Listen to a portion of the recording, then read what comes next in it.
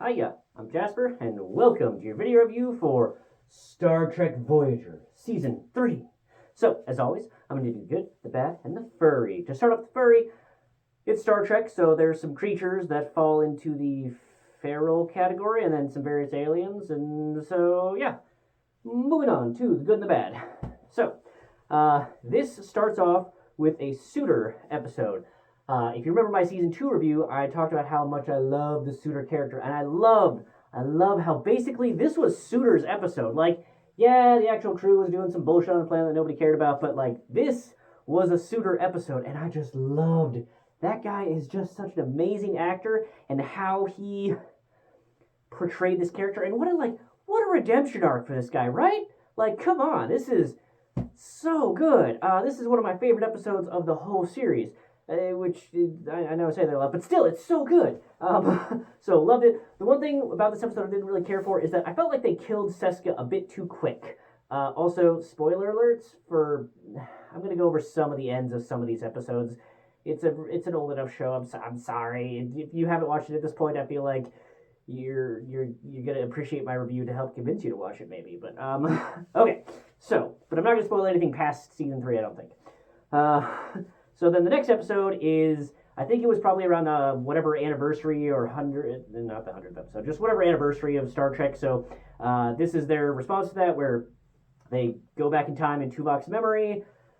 I did not like how they shot this episode because they just did so many just weirdly close-up things of Sulu, just like right, like an upward angle on his face for no fucking reason. I was just like, what? But why? There was no reason for it. But other than that, I did appreciate, getting some of the original series cast, not just Sulu, but some of the other ones you might recognize, and just how they integrated it, and, referenced a lot of the old series stuff. So I thought that was fun. I thought that was a fun way to do a fun episode.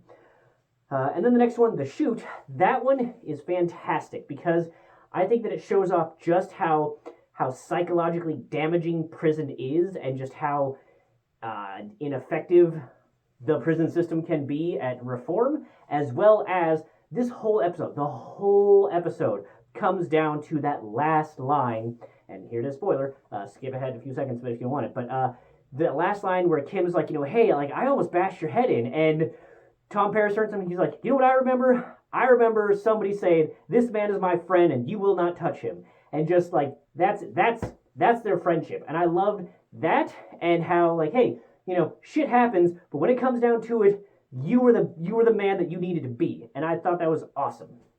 So really, really great look there. Then the next episode, they kind of B-forward, like Data B-forward the Doctor almost. I'm glad that they didn't, but I did like that we got to explore more of the Doctor's character and see just how much he has grown. I thought that was awesome to just really and highlight that difference by having the Doctor's maintenance program up there be much more like how the Doctor was when he first turned on. So I liked that exploration and how they did that.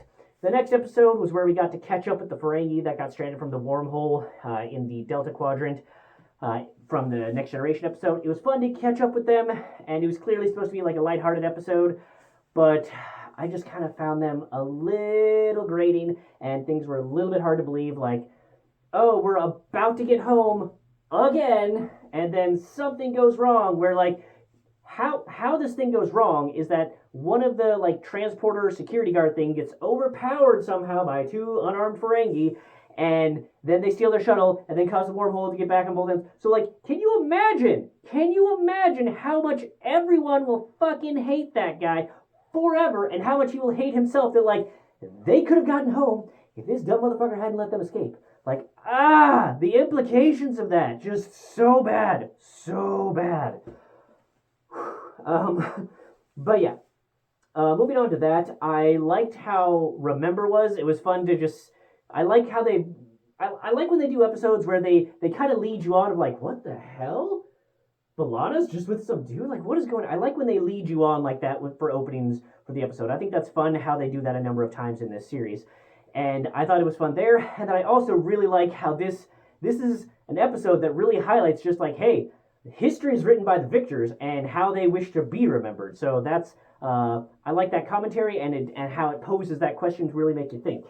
On top of that, the next one was Sacred Ground, I didn't super care for it. I thought that it was a little annoying, mostly because the guide lady was just so preachy. She was just so superior. I just hated every second that she was on screen. I was just like, why? But I like that they show just Janeway's toughness and her dedication. I thought that was fun.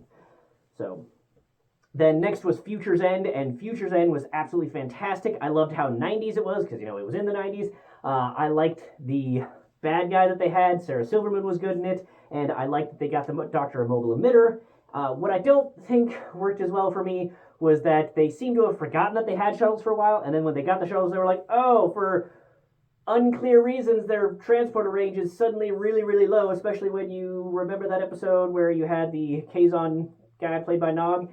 Yeah, weird. I don't know why our transporters can't reach very far, so that was kind of annoying. Next episode was Warlord. I love Kes episodes. This season it seemed like there was quite a few Kes episodes. I don't know if it's just because semi-spoiler alert for the first couple episodes of season 4, but I don't know if it's just because they knew that they were getting rid of Kes at the end of the season, or because they finally figured out what to do with her, but I liked having Kes episodes, and I thought that it was great to see her and see her power, and I love seeing her as Warlord, to just see her as this, like, outlandish, brash dude, and just and the outfit that she was wearing, that was also very nice. So excellent to see her, and get to really expand what she can do. Next was the Q in the Gray. I love Q episodes, love John Delancey, always give me more of him, so this was an excellent episode. I also loved the reinterpretation or reshowing of the Q continuum, but what I will say is that they introduced, like, why didn't they ever use that shield modification again later on? And maybe they did, and there was just so much technobabble that I don't remember it, but it just feels like they super duper overpowered their shields in order to be able to get a neutron star or whatever in order to get into the continuum, and then they never did it again. It was like, but that was a really good capability. Why didn't you do it again? I get that it was dangerous, whatever. So I'm sure we could come up with an in-universe explanation. But overall, I liked the episode. The next episode was like macrocosm, microcosm, whatever. Some of the CGI, it's going to be a little rough. Like some of the hand movements don't exactly match because CGI with what are you going to do there? But I loved it because it was Janeway as basically Ripley from Alien, and just like her versus everything, and it was fantastic. I loved seeing Janeway kick ass. And I love the phaser rifle that they used in this one. They had this stupid, weird, fat, awkward phaser rifle at first.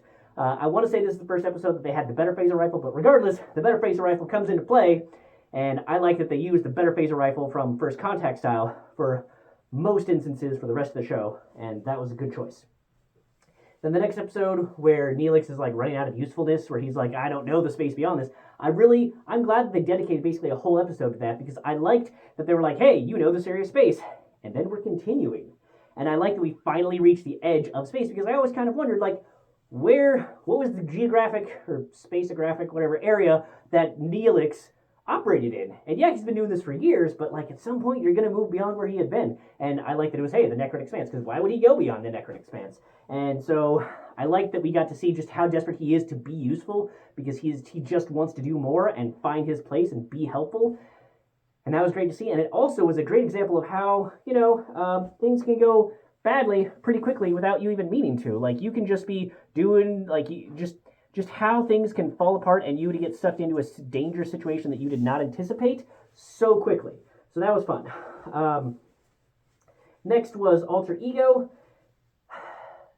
I like it because that's where they're like, are you guys friends? Yes, no. Do you guys do blah, blah, blah? Yes, no. Like, I like that's where this meme comes from, and it also is a more Tuvok-centric episode, and I love Tuvok episodes, so that was good, but nothing terribly memorable at the end of this episode. Blood Fever is kind of stupid because there is no way that the Vulcans have kept all medical shit related to this out of the Starfleet, where there's hundreds, thousands, tens of thousands, millions of Vulcans serving, that they're just going to keep everything related to Pon farr out of the database that the Doctor should be programmed into. You're full of shit. There's no way they would keep that out. But whatever. Aside from that, I did like that they showed that Tom Paris is not actually a lecherous creep. And I also like that that was basically the only way they were going to force B'Elanna to admit she had feelings for Tom Paris. So I like that they finally got into that. Then the next episode was Chakotay gets injured, and then he joins up with this Borg collective that's out there in the middle of nowhere. And I think that this was a great example to show, like, hey, this, like, Borg, as soon as they get collectivized, like, when you have a collective that's all thinking the same thing and is all equal and everything else, how dangerous they become if you are counter to what they want. They will just force you to cooperate anyway. So I thought that was a great example of this. And then the next episode is where Kes is finally like, I'm getting older and I want to explore other things. I never really bought her reason for wanting to leave. I never really got the appeal of the Traveler guy. He didn't. I get that he's supposed to be this, like, I don't know, Han Solo debonair, like, swap. I didn't really get it with him. But it was a fun episode with the Doctor to see him messing with his program again. Like, did you not learn from the memory issue thing? Now you're messing with the program again? I'm glad that she, like, was like, hey, Doc, stop fucking messing with your program after this. As much fun as it was. And then next episode was Rise, where I really liked that basically it was acknowledging, they were like, hey, audience, we know that you know that the Vulcan, while he isn't, like, he doesn't have, like, obvious feelings, we both know that he does express things. And I like that the surrounding people in the Neelix Tuvok episode were like, no, you despise him. Like, you talk down to him and you're an asshole to him. And I like that, you know, he just couldn't see it. But I like that it acknowledges that, like, yeah, no, that's how Tuvok has been acting, despite being all logical and everything else.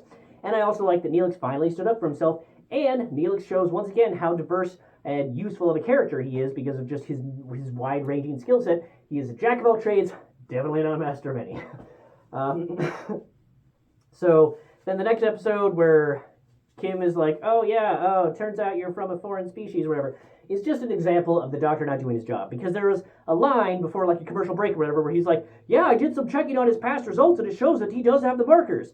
And then after they realize, like, oh shit, yeah, no, this is all bullshit, he goes back and he's like, yeah, so it turns out when I looked further back, turns out it's not actually, they weren't there for a while ago, and then they were there, so, oops. Whereas when he phrased it the first time, it sounded like he had checked all of Kim's genetic history, which is what he should have fucking done the first time, okay? I'm just saying, should have done that the first time. But whatever. And then next episode, so I also feel like some of those, like, sex dom ceremony things were just not at all erotic. It's just like, I don't know how that ceremony for the marriage thing would have put anybody in the mood. That was just not at all. Nope. Okay, so then the next episode was a Kes-centric episode. I like that we got to see a possible future. I like that it was a Kes-centric episode. I thought she did well in it. It was fun to see the different possibilities. I think it was a little creepy to have Kim marry Tom's daughter, but whatever. I get with the short lifespans, that's the thing. Still kind of weird, but I think that it was fun to be like, hey, this is what happens when people's timelines are so short with like a 9-year lifespan. Like, shit changes, now they're an adult. But I am also glad they didn't go with that future, so, you know, that was good. And then the next one was where the Doctor invents a family, and oh my god, I hated every minute of the family. I hated it when they were way too sugary and just like want to gouge your eyes out for like, oh, isn't he the best? Oh my god, I hated that. And then when they were just misbehaving assholes, like that daughter was just, oh my god, so frustrating. And then how they were like, no, Doctor, you need to go back because it's distracting you. Like, bitch, if I don't like a book, I don't gotta finish that book. If I don't like a TV show or movie, like, I didn't force myself to finish that second, third episode thing of the Walking Tall bullshit with Kevin Sorbo. It was just garbage. I turned it off. Like, you don't have to finish it if it sucks, if it's not fun. Just saying. Anywho, then Distant Origin is another nice example of like who writes history determines things. I'm sure that there were some other things that they were trying to imply, but I liked the like who writes history determines things aspect of it. Also the gigantic fucking ship. Like, Jesus, that ship was huge. And then next was Displaced. I thought that it was fun. I thought that how they did it and, you know, like the implications of how these people take over things was fun. But what I didn't like is that whole segment that was filled in the super cold environment was clearly filmed by people who've never been in the cold and actors who've never been in the cold, because they were putting their hands all over everything and then afterwards being like, oh, suddenly, yes, now I'm cold, even though I'm going to use the wall to help prop myself up and move around. This wall that's made of ice. Like, no, y'all suck. Do better at acting like it's cold. Just because you live in California your whole life doesn't mean you can't do some fucking research. Anywho. Then the next episode, I love again, they did that fake out opening of like, okay, now, we're getting ready with the Maquis and gonna do a mutiny thing. And I was like, yes, I love that fake out intro thing. And and then I love how they slowly start revealing like, oh, he called her an ensign? What? And then suddenly Seska's back to like, what's going on? So I thought that was excellent, like super fun how they did that, and I was super glad they brought Seska back because Seska is such an excellent villain. That's why I wish they hadn't killed her, but I get that she was so connected to Kazon and they were trying to move beyond the Kazon. But like, I wish that we had more Seska episodes, and guess what? We got one. So yay for Seska.